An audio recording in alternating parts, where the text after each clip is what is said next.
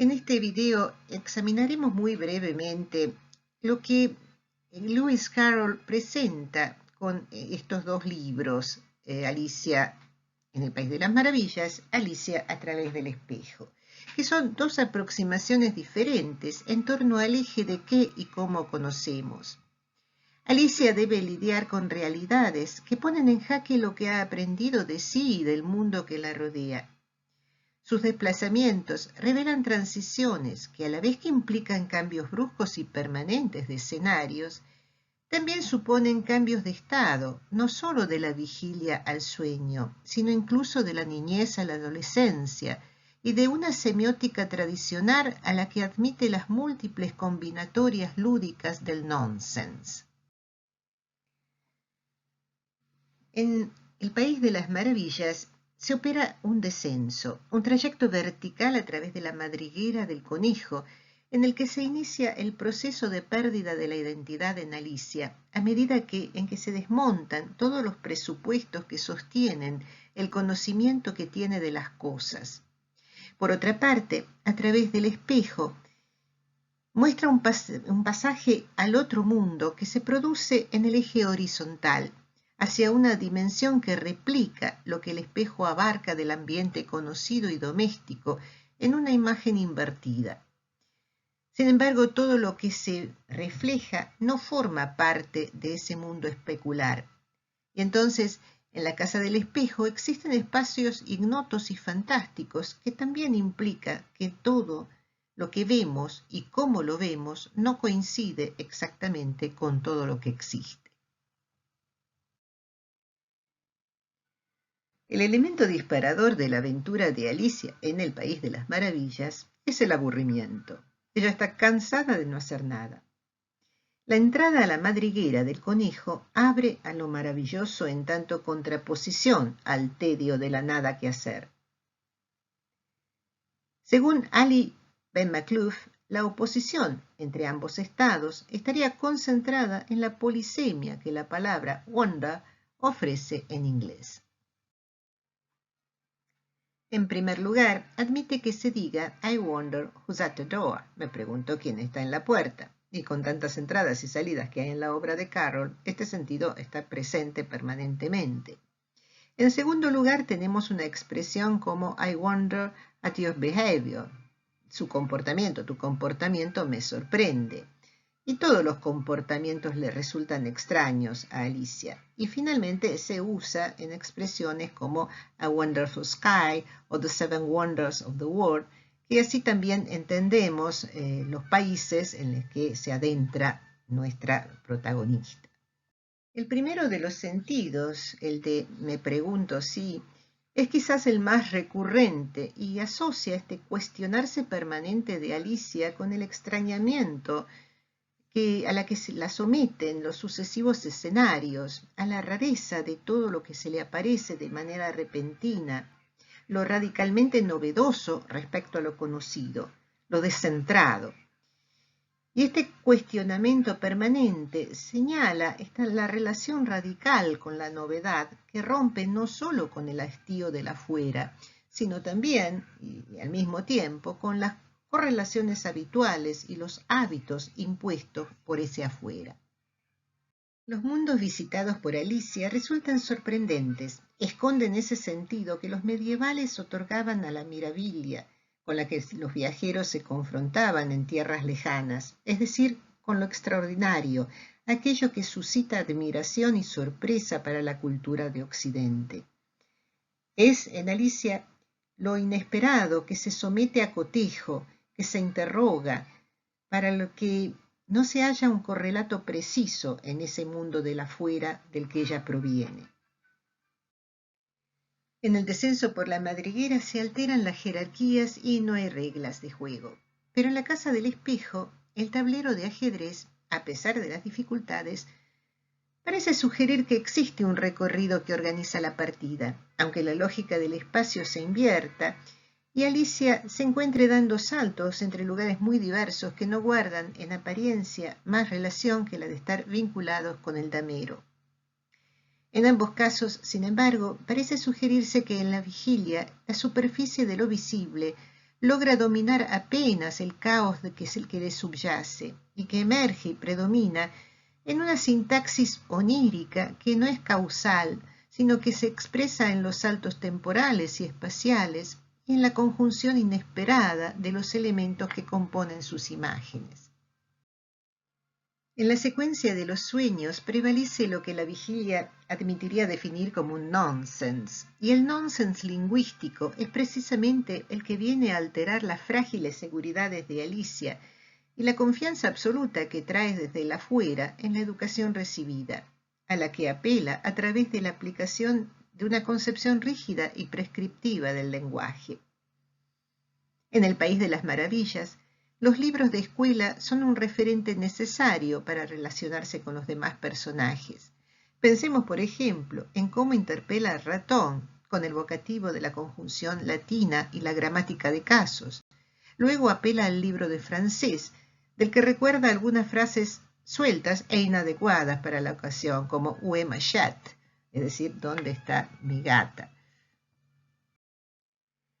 Claramente, la confianza ciega en la educación recibida es socavada de inmediato por el comportamiento absurdo y arbitrario de las criaturas con las que se encuentra Alicia. Las convenciones lingüísticas son derribadas por la emergencia lúdica del nonsense. Pero ¿cómo definir el nonsense en literatura? No existe una definición única, más bien se señalan ejemplos de aquello que caracterizaríamos como nonsense y que presenta casi siempre un poder de subversión y de transgresión de las jerarquías.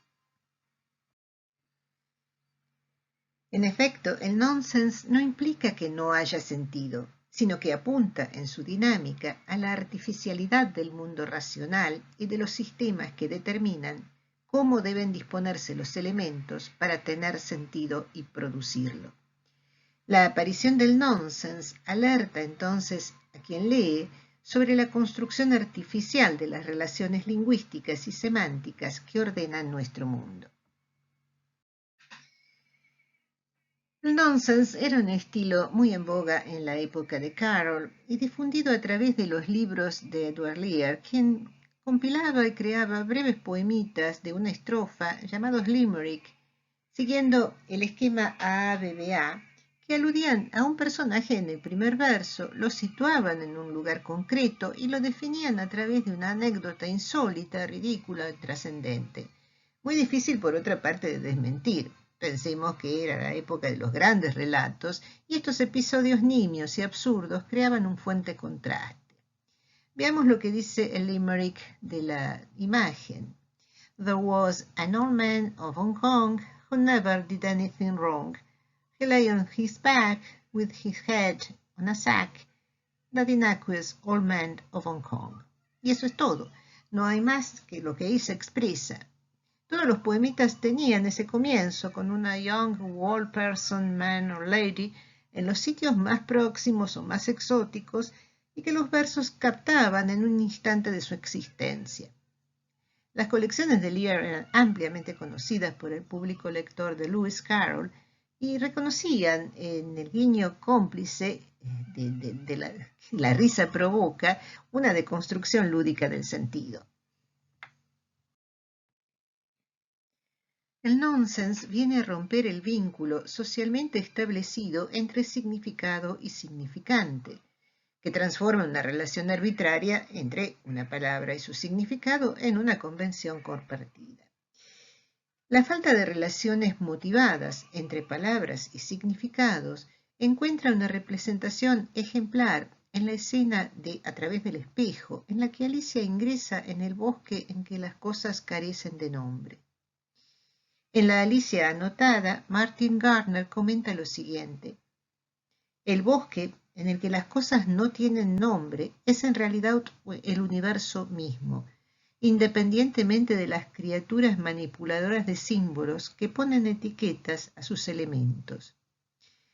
Alicia se da cuenta de que el mundo en sí no contiene signos, que no hay conexiones entre las cosas y sus nombres, salvo en la mente que encuentra útiles las etiquetas.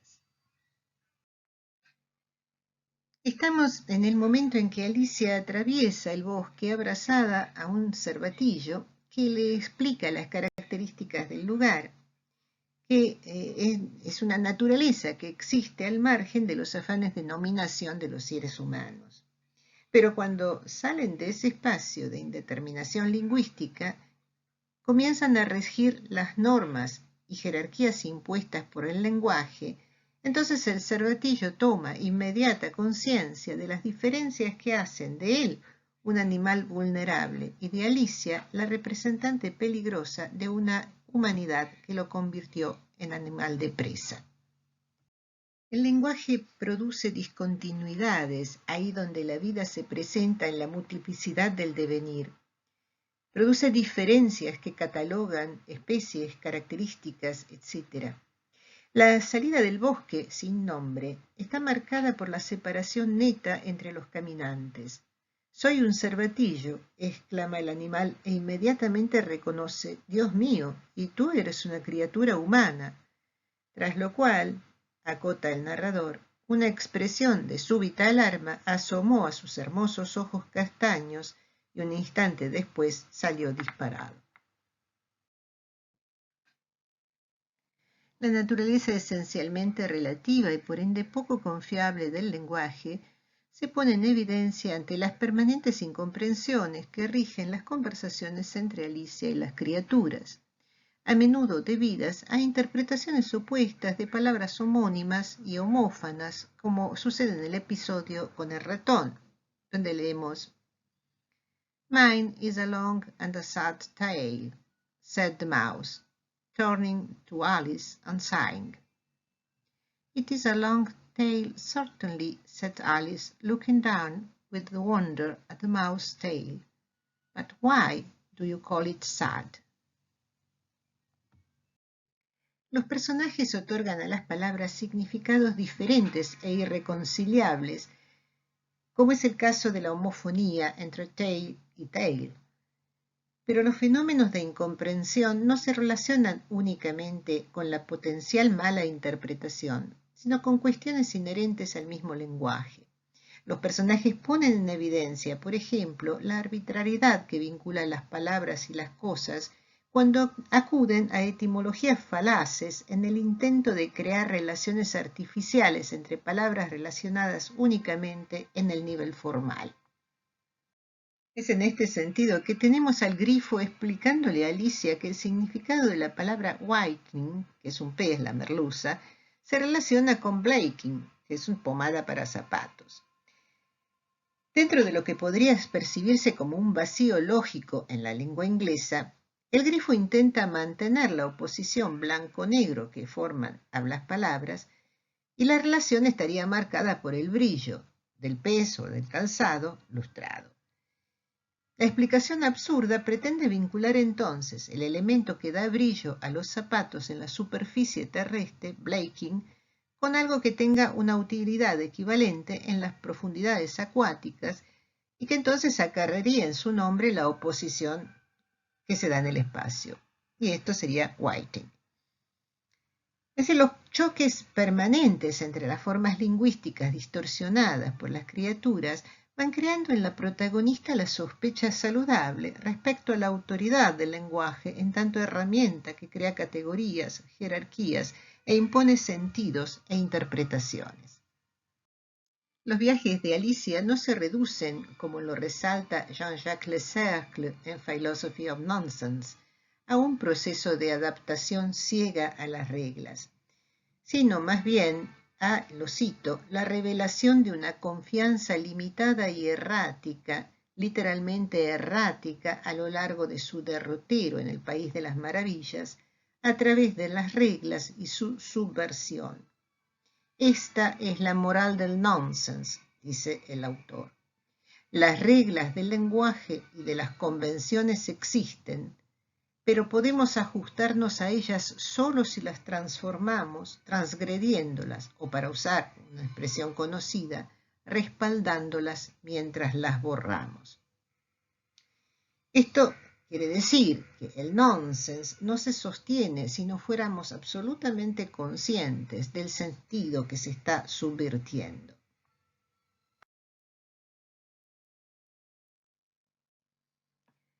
Podemos reconocer varios niveles en los que opera el nonsense y que siempre despiertan una reflexión metalingüística. Un nivel fonológico, por ejemplo, con las oposiciones fónicas entre las palabras pig, fig o cat, bat. En un nivel morfológico operan también las palabras portmanteau. Fíjese, por ejemplo, cuando se habla de la mock turtle soup, o bien mock turtle soup, que es la falsa sopa de tortuga. De acuerdo a cómo se escriba eso que se pronuncia, tendríamos en el primer caso una sopa de falsa tortuga y en el otro una falsa sopa de tortuga. En ambos casos, si bien el énfasis no es el mismo, se sugiere que el uso de los ingredientes no es el esperado. En efecto, también tenemos que pensar que los victorianos usaban el término mock turtles para indicar precisamente que se empleaba una carne más barata, de más bajo precio, generalmente carne vacuna, en vez que carne de tortuga que tenía un alto valor de mercado. En el nivel sintáctico tenemos alteraciones en las posiciones de las palabras en la oración, o la inversión de términos. Inversiones que cambian totalmente el sentido de la oración. Por ejemplo, entre I see what I eat o I eat what I see. O bien I like what I get o I get what I like. O por ejemplo, al indicar la peculiaridad del gato de Cheshire, cuando Alicia ya puede entender que no es lo mismo a cat without a green o a green without a cat. En los niveles semánticos, es decir, se producen incoherencias, palabras inventadas, barbarismos, neologismos, como en el largo poema del Jabberwocky, ¿no? Es decir, en este nivel también tenemos trabalenguas, anagramas, adivinanzas, y los constantes juegos de palabras, ¿no? Entre estos últimos reconocemos, por ejemplo, entre los más simples, como cuando la falsa tortuga propone el término uglification o uglifying como inverso de beautifying, o los más complejos juegos de palabras que abarcan un intercambio más extenso, como sucede en el capítulo 3 de Alicia, en el País de las Maravillas, cuando se juega con los significados de la palabra dry y driest, o con el antecedente del pronombre it, lo en español, ¿no? Es decir, acá cuando lean el capítulo van a encontrar precisamente cómo se está formando esta deriva hacia el absurdo. La relación entre Alicia y los demás personajes es siempre de oposición en lo que se refiere al lenguaje. Cuando ella habla, la corrigen permanentemente, y si es ella la que objeta algo, los demás le demuestran que está equivocada. Por tanto, las observaciones que hace presuponen una validez en el mundo del que proviene que no es tal en lo que ella visita. Cuando los personajes más se le oponen, es en lo que hace al significado figurativo y a las frases hechas, que interpretan de manera literal, algo que sucede particularmente en el episodio con Humpty Dumpty. Por ejemplo, en el famoso episodio del regalo de no cumpleaños. Respecto de una corbata, de la corbata del personaje, él le contesta, me la dieron como regalo de no cumpleaños. Perdón, dijo Alicia con una expresión de perplejidad. No me has ofendido, dijo Humpty Dumpty. Y luego, con respecto a algo que no va a cantar, dice solo que no la canto, agregó Humpty Dumpty a modo de explicación. Ya veo que no, dijo Alicia. Si puedes ver, si canto o no canto, tienes una vista más aguda que la mayoría de las personas. La legitimidad del pensamiento lógico se pone en duda mayormente con la subversión a nivel semántico, como indiqué anteriormente. En más de una ocasión en Alicia, a través del espejo, está presente el tema de la nominación, es decir, la pregunta acerca de la utilidad de atribución de un nombre a algo. En el capítulo 3, Alicia sostiene que un nombre no le sirve al objeto al cual se le asigna, sino a los demás, a quien necesita nombrar. Desde este punto de vista, los nombres otorgan poder a quien los usa.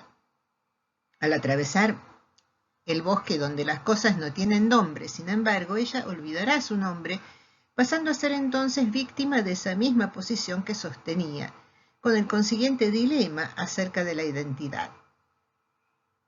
Es sin embargo con Humpty Dumpty que el personaje le hace reflexionar sobre lo que significa un nombre.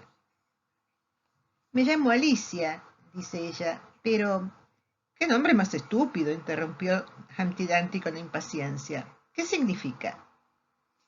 ¿Tiene que significar algo un nombre?, preguntó Alicia dubitativa. Naturalmente, dijo Humpty Dumpty con una risa seca, el mío significa lo que soy, y una figura bien elegante que tengo, por cierto. Humpty Dumpty precisa que él está en condiciones de gobernar a las palabras. Puede obligarlas a significar lo que quiere, siguiendo lo que Alicia había sugerido anteriormente con respecto a la relación que vincula significado y poder. Sin embargo, llevar adelante esta relación resulta un obstáculo para cualquier comunicación que se pretenda establecer. En el texto leemos lo siguiente. No sé qué entiende por gloria, dijo Alicia. Humpty Dumpty sonrió desdeñosamente. Naturalmente que no, hasta que yo te lo diga. Significa que es un argumento aplastante en tu contra. Pero gloria no significa argumento aplastante, objetó Alicia. Cuando yo empleo una palabra, dijo Humpty Dumpty en tono despectivo, significa exactamente lo que yo quiero que signifique, ni más ni menos. La cuestión es, dijo Alicia, si puede usted hacer que las palabras signifiquen tantas cosas distintas. La cuestión es, ¿quién manda?, dijo Humpty Dumpty. Nada más. ¿Quién manda o quién domina el lenguaje? ¿Es que quien domina el lenguaje dicta las normas y fija las relaciones? ¿Dominamos o somos dominados por el lenguaje? Por un lado se piensa que los humanos son poseedores y creadores del lenguaje, y por el otro que cada uno de nosotros nos desarrollamos en contextos lingüísticos diferentes que nos proveen de herramientas para conceptualizar, ordenar y dar forma a nuestros mundos. En lo que aquí se debate entre Alicia y Humpty Dumpty está precisamente sugerido el núcleo de esta tensión. Los pasajes mencionados revelan que en el mundo de Humpty Dumpty los nombres propios tienen un significado, mientras que a las palabras comunes se les atribuye el significado arbitrario de quien manda. Semejante arbitrariedad concierne incluso la relación entre objeto, significado y significante. Será, sin embargo, con el Caballero Blanco, un alter ego de Carroll, en el capítulo 8 de A través del espejo, que la disociación entre palabras y cosas se lleva al extremo. El personaje se propone cantar una canción e intenta distinguir entre la cosa, el nombre de la cosa y el nombre de la cosa. Y sospechamos además que la operación podría prolongarse al infinito. El nombre de la canción se llama Ojos de Abadejo. Ah, con que ese es el nombre de la canción, dijo Alicia tratando de poner interés. No, no comprendes, dijo el caballero con expresión algo contrariada. Eso es como se llama el nombre. Pero el nombre en realidad es un viejo viejo. Entonces, ¿qué debía haber dicho yo? ¿Así es como se llama la canción? ¿Rectificó Alicia? No, de ninguna manera. Eso es otra cosa completamente distinta. La canción se llama Medios y Maneras. Pero eso solo es como se llama. Bueno, entonces, ¿cuál es la canción?, dijo Alicia, que ya estaba completamente en chombío. A eso iba, dijo el caballero. La canción en realidad es En una cerca vi.